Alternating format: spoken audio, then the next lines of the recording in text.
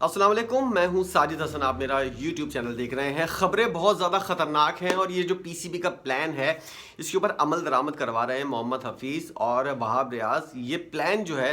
पाकिस्तानी शायकीन के लिए, ख़ास तौर पर बाबर आज़म और मोहम्मद रिजवान के जो शायकीन हैं, जो उनके पसंदीदा लोग हैं और जो उनको पसंद करते हैं, जो उनके परिस्तार हैं, जो उनके फ़ैन्स हैं, उनके लिए एक बहुत बुरी खबर ये है। और जो खबरें मुझे मिली हैं और जिन लोगों से मेरी बात हुई है उन लोगों ने बताया है, कुछ सोर्सेज हैं जिनसे ये वाली बात सामने आई है कि जो कुछ प्लान के मुताबिक हो रहा है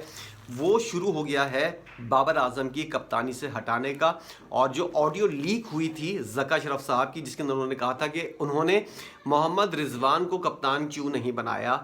वो वाली बात भी इसी से लिंक करती है। और सारी चीज़ें जो हैं वो अब सिमट कर सामने आ गई हैं कि किस तरह प्लानिंग के तहत बाबर आजम और मोहम्मद रिजवान के गिर्द घेरा तंग किया जा रहा है। मैं बहुत तनकीद करता हूँ इन दोनों खिलाड़ियों के ऊपर, ये वाली बात अपनी जगह, लेकिन जो ज़्यादती होती है किसी खिलाड़ी के साथ, बैट पैच बाबर आजम का आया हुआ है और बाबर आजम की अपनी कारकर्दगी हम उसके ऊपर इतना क्रिटिसाइज़ करते हैं कि उसको खुद से आगे बढ़कर अपनी परफॉर्मेंस अच्छी देनी चाहिए और उसको खुद से जो है वो तनकीद का मौका लोगों को नहीं देना चाहिए। सेंचुरी मारे, रन्स करे, किस बात का उसको डर है, आए रन्स करे और नाकदीन को थप्पड़ मार के अपनी परफॉर्मेंस से जो है वो जवाब दे, ग्राउंड के अंदर जवाब दे। जैसा कि बाबर आजम ने वर्ल्ड कप पे जाने से पहले कहा था, पैंथर टायर के जो ऐड था उसकी जो प्रेस कॉन्फ्रेंस थी उसके अंदर बाबर आजम ने बताया था कि मैं ग्राउंड के अंदर जाकर जो है वो जवाब दूंगा, लेकिन उसके ऊपर अमल दरामद बाबर आजम करने में नाकाम रहे। अब दूसरी चीज़ें ये सामने आती हैं कि अगर किसी खिलाड़ी के ऊपर या दो खिलाड़ियों के ऊपर इतना ज़्यादा प्रेशर होगा,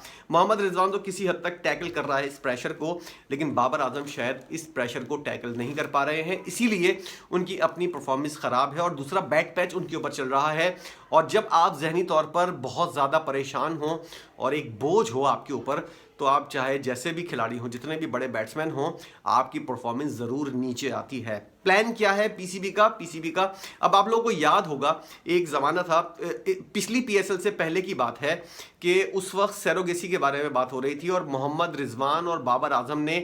एक जर्सी के ऊपर अपने टेप लगाकर, ये ज़रा सा आप लोग अपनी मेमोरी को ज़रा सा पीछे लेकर जाएं और ज़रा उन बातों को याद करें जब बाबर आजम और मोहम्मद रिजवान ने पाकिस्तान क्रिकेट बोर्ड को, उस ज़माने में शायद रमीज़ राजा चेयरमैन थे या फिर नजम सीटी चेयरमैन थे, मुझे कुछ याद नहीं पड़ रहा, लेकिन ऐसा वाक़या अगर आप याद करेंगे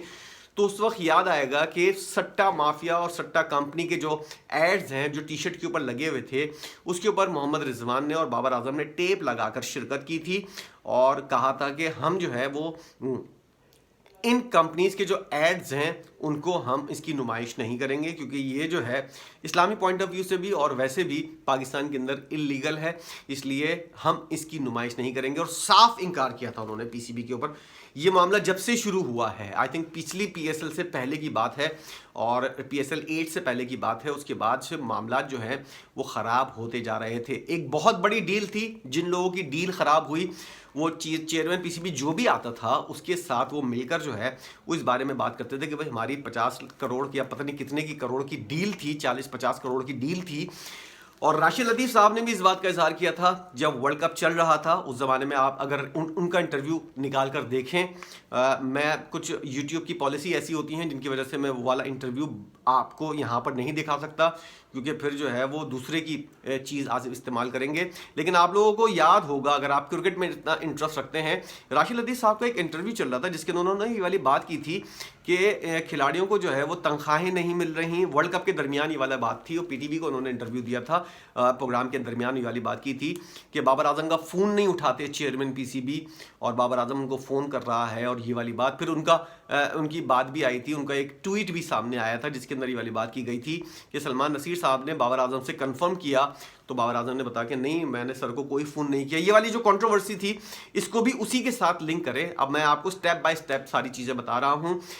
तो बाबर आजम और मोहम्मद रिजवान ने इनकार किया और ये इनकार जो है वो पीसीबी से ज़्यादा उन लोगों को बुरा लगा जो इसके करता धरता थे। उन्होंने फिर पीसीबी को मुसलसल जो है, अब पैसे वाले तो लोग हैं, लातादाद बेहिसाब पैसा है इन लोगों के पास, और पीसीबी के चेयरमैन और जितने भी पीसीबी के जो बड़े बड़े लोग हैं और जो चीफ सेलेक्टर होते हैं या जो दीगर लोग होते हैं, उसके अंदर इंज़मामुल हक साहब का भी किरदार है और इंज़मामुल हक साहब को किस तरह बाहर निकाला गया था। हमने बहुत ज़्यादा तनकीद की थी, लेकिन अब ये सब चीज़ें जब क्लियर हो रही हैं तो ये चीज़ें सामने आ रही हैं। स्टेप बाय स्टेप जो है वो हर चीज़ के ऊपर अमल दरामद होता हुआ नज़र आ रहा है। बाबर आजम की ख़राब परफॉर्मेंस की वजह से इसकी एक बहुत बड़ा रीज़न है मोहम्मद रिजवान ने किसी हद तक अपनी परफॉर्मेंस देकर जो है वो मामला को अपने ऊपर से ज़रा सा दूर किया हुआ है और अपनी टीम के अंदर जगह बनाई हुई है। लेकिन अब मोहम्मद हफीज़ के ज़रिए और वहाब रियाज के ज़रिए बाबर आजम की जो जगह है इसके ऊपर जो है वो नज़रें जमाए बैठे हैं। और जैसा कि हफीज़ ने प्रेस कॉन्फ्रेंस के दरमियान भी कहा कि बाबर आजम को आराम करवाया जा सकता है। बाबर आजम के जो लोग खिलाफ हैं वो भी ये वीडियो देखें और जो लोग उसके साथ हैं वो तो देखेंगे ही, क्योंकि यार एक खिलाड़ी के साथ हो रहा है, कल किसी दूसरे के साथ भी हो सकता है और जिसके साथ हो सकता है वो आपका फेवरेट खिलाड़ी हो इस वक्त मौजूदा पाकिस्तानी टीम में, तो ये किसी के भी साथ हो सकता है। उन्होंने इनकार किया और उसके बाद अब जाकर जो है वो बाबर आजम को अब ड्रॉप करने की कोशिश की जा रही है। वो न्यूजीलैंड की टीम जिसके खिलाफ बाबर आजम ने पिछले T20 सीरीज़ के अंदर सेंचुरी स्कोर की थी और बाबर आजम ने जो है वो प्रूफ किया था। अब बाबर आजम की T20 के अंदर फॉर्म कैसी है, क्या इन सब हालात के बाद T20 खेले हुए काफ़ी अर्सा हो गया है बाबर आजम को, मोहम्मद रिजवान को, तो ये वाली चीज़ें जो हैं वो अब कैसे टैकल की जाएंगी। क्या मोहम्मद रिजवान को भी ड्रॉप किया जाएगा या बाबर आजम को भी ड्रॉप किया जाएगा, क्योंकि अब इन दोनों खिलाड़ियों को मंजर से हटाने की कोशिश की जा रही है और जो स्टार्स हैं वो दूसरे स्टार्स बनाने की कोशिश की जाएगी पाकिस्तान क्रिकेट बोर्ड की जानिब से। और जिस तरह का रवैया जो है वो चीफ सेलेक्टर की जानिब से और टीम डायरेक्टर की जानिब से अपनाया जा रहा है इन दोनों खिलाड़ियों के साथ, तो ये जो मामला है ये काफ़ी तशवीशनाक है। अब पूरी कोशिश ये हो रही है पाकिस्तान क्रिकेट बोर्ड की एक बहुत बड़ी डील जो है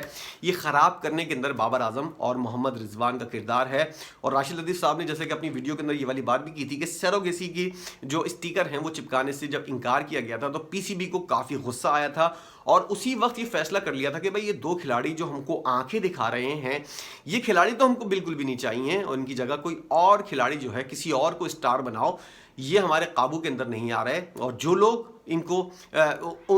उन कंपनीज को सपोर्ट करते थे या उन कंपनी के कर्ता धर्ता थे उन्होंने बोला कि भाई ये क्या तरीका है, हम आपके साथ इतनी बड़ी बड़ी डील करना चाह रहे हैं। हुकूमत ने जो पाबंदी लगाई है सट्टा माफिया की या सट्टा कंपनी की जो एड्स हैं वो टीवी के ऊपर नहीं चलेंगे, ना ही ग्राउंड के ऊपर चलेंगे। इस मामले को भी वो हल करने की पोजीशन के अंदर आ गए थे और उन्होंने ये सोचा था कि ये मामला जो है वो डील के जरिए टैकल हो जा सकते हैं। और आपको पता है पाकिस्तान में डील का मतलब क्या होता है, जो करता धरता जो स्टैम्प करने वाले जो दस्तखत करने वाले लोग हैं वो पाकिस्तान में आम कल्चर है कि यहाँ पर उन लोगों के साथ डील कर ली जाती है और कुछ दे दिलाकर जो है वो मामलात को जो है वो अपने हक में करवा लिया जाता है।